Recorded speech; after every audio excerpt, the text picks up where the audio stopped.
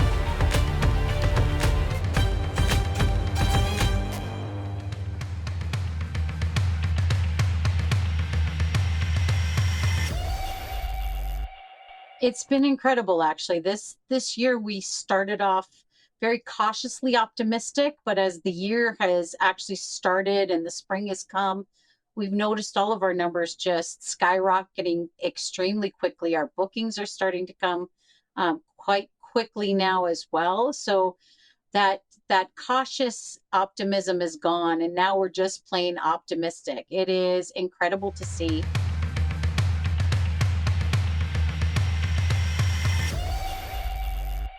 Employees in the industry, those are the heart and soul of the companies, you know. So we've seen that by getting those people out, we were losing a big part and some important thing in our industry. It was a big concern at the start to say, okay, well, we might lose those people, but now we're seeing them coming back to the industry. So some have tried other places and they're missing what tourism can offer them. So we're seeing that with the people coming back, most of the companies are getting it's easier to get an idea of what the season will look like. There's some risk because there's still uncertainty, but we can finally get some people back, people that we might have lost. So it's great to see those people back, and we really feel that they were missing working in the tourism industry. We always said it's always passionate people who are looking for a strong relationship, that are well driven, and losing those people was a big issue and a big fear for us. So we get those people back, and this is great.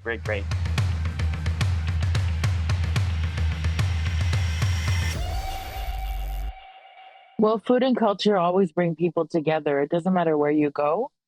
And food is medicine and food is healing. And whenever I travel, I love to try the food from the locals and from the land. And I love having that opportunity when I travel. So I'm really blessed to have that opportunity to share that with the public as well. It's been a really tough 2 years, the last 2 years for everyone. And now seeing travelers and visitors coming back, it's incredible. And everybody's so happy to be here and happy to travel and try new things. And we're so happy to be a part of it, that's for sure.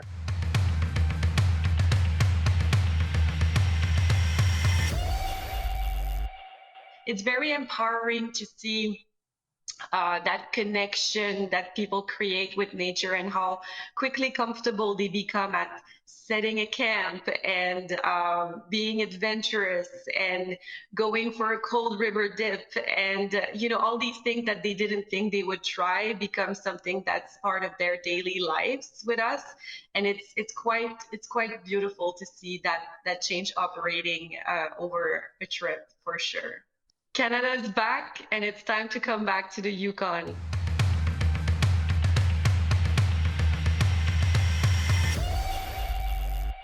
Kings Landing has been a pillar of education and entertainment in New Brunswick for almost 50 years. Since we opened in 1974, we welcomed millions of people from around the world to step back in time and discover our little spot in New Brunswick. And a lot of times Kings Landing, people come when they're in elementary school, and then they may come again when they have kids, or a lot of people get married at Kings Landing. So oftentimes it holds a really significant place in their lives. And it's a place that they can come back to and are reminded of childhood or just happy memories with family and friends, but also learn a little bit as well. But we are definitely excited to welcome the world back to New Brunswick and to Kings Landing, and looking forward to allowing people to come visit the past once more.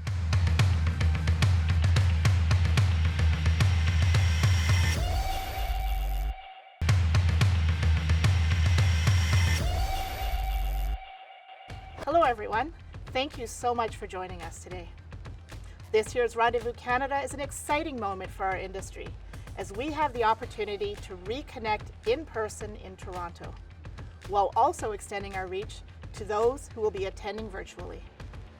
As you have heard from a few of Canada's tourism businesses, Canada is back, and we're looking forward to showcasing to international buyers the unique, diverse, and vibrant tourism experiences on offer across the country.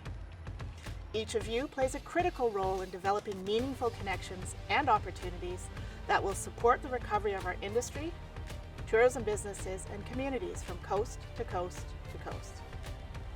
As we prepare for this year's event, we are excited to share with you today insights and tips from all of our key markets. But first, I want to delve into a couple of questions that have been top of mind for you.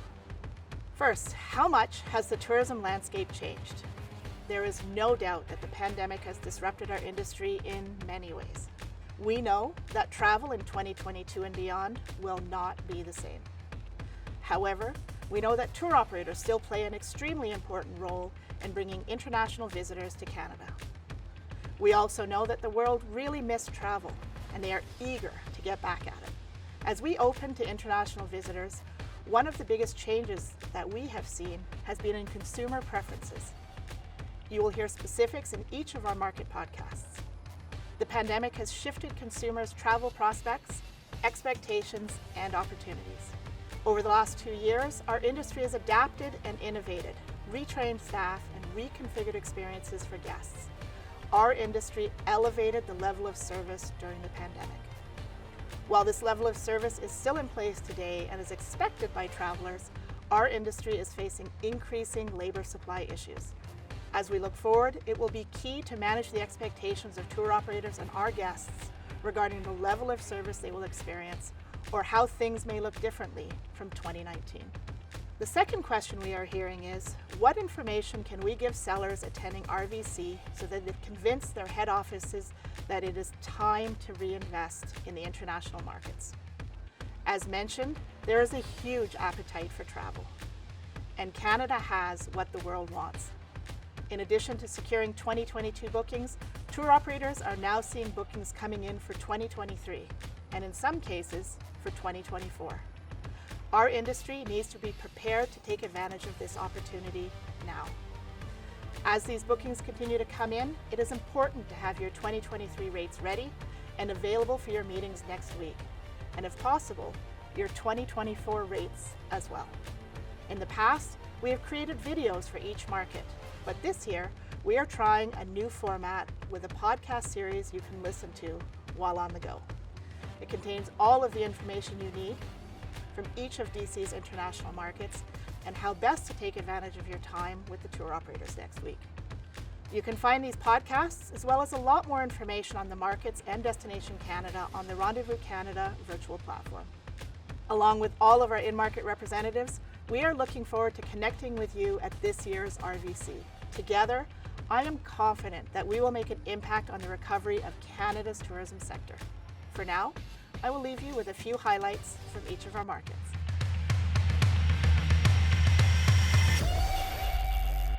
When the pandemic started, we saw a huge surge in demand for alternative lodging and vacation rentals. And while hotels are making a great comeback, vacation rentals continue to be very popular with American travelers. We also saw that nearly 70% of US consumers are frequently looking for sustainable options while they're traveling. So they're looking to have more environmentally friendly transportation options. They want to stay in more accommodations that lessen their environmental impact. And while they're not straying away from travel options they're familiar with, they're open and actively seeking sustainable alternatives to have more meaningful experiences. Estimates put household savings of the money that Brits have locked away during lockdown at over $350 billion, and that is heavily predicted to fuel demand for international travel, particularly fueling revenge travel. They are looking for a space or a place with space, and that's something that Canada's known for. 5 million Brits that we know have Canada on their wish list with a trip to Canada in the next 2 to 3 years. Our conversion rate for Canada is higher than any other destination that we sell. And again, I believe that's true from other operators that I've spoken to. So it's actually about just making people aware of all the things you can do and put it at the top of the list. And if you're talking about the product and services wise, travelers more looking at the more flexibility in terms of the product booking or cancellation policies.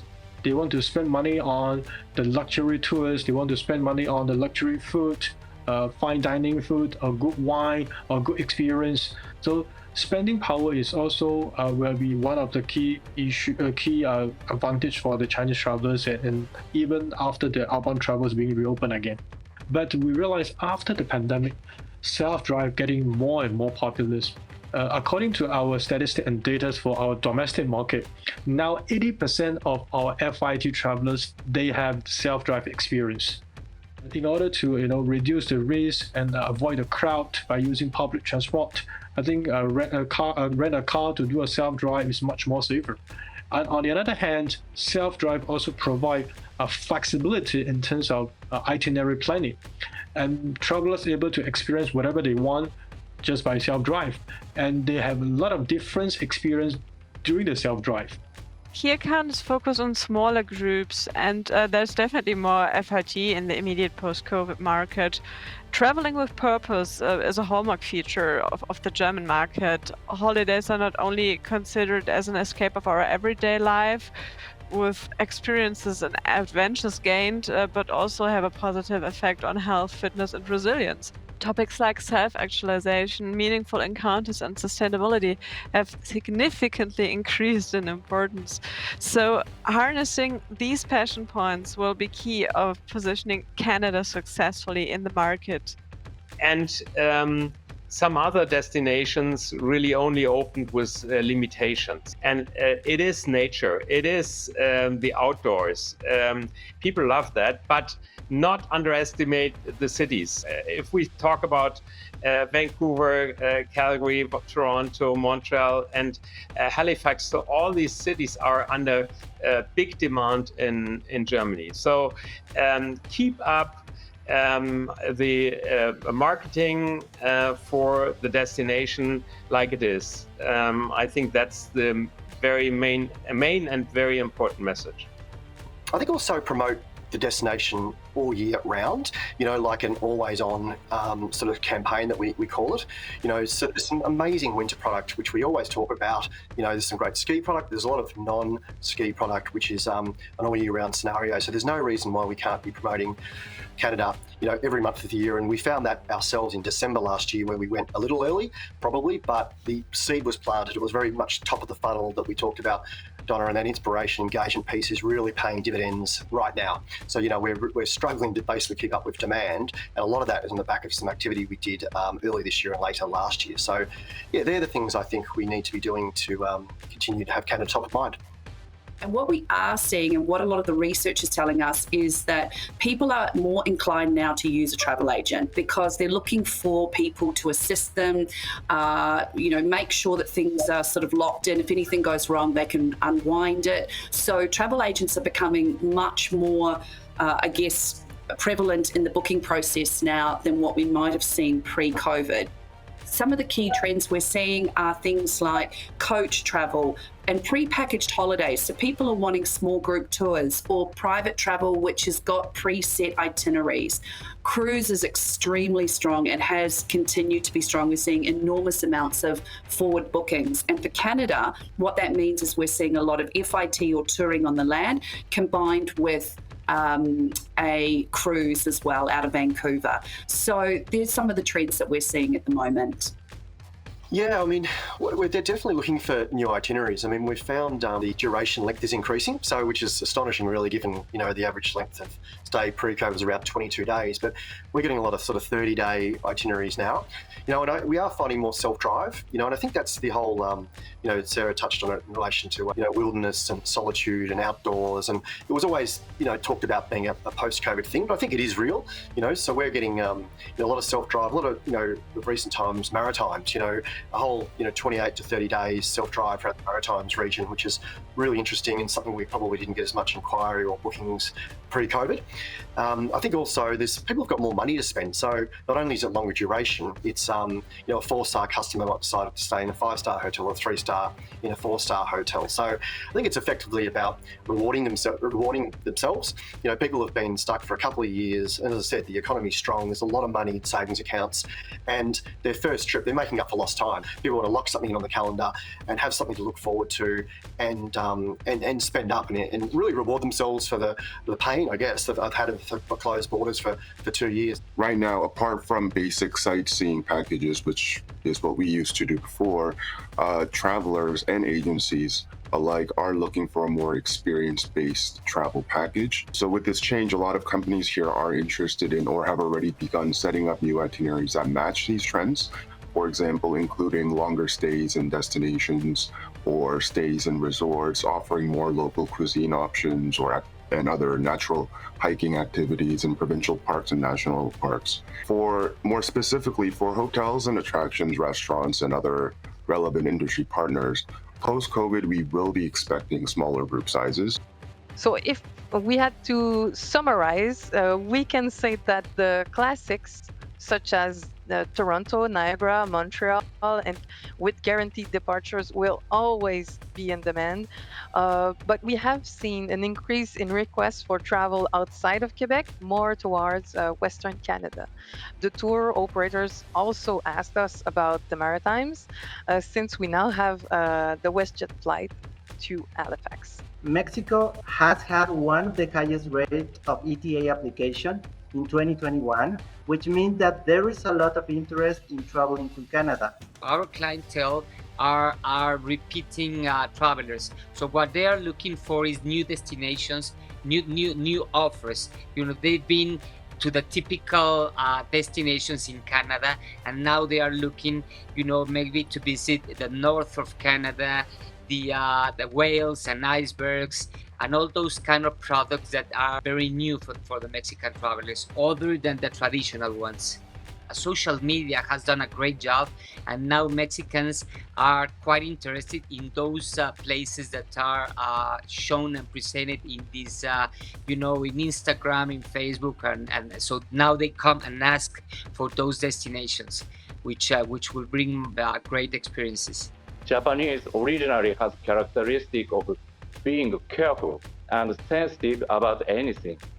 and it goes the same when they travel overseas. Thank you for joining us today. See you next week in Toronto.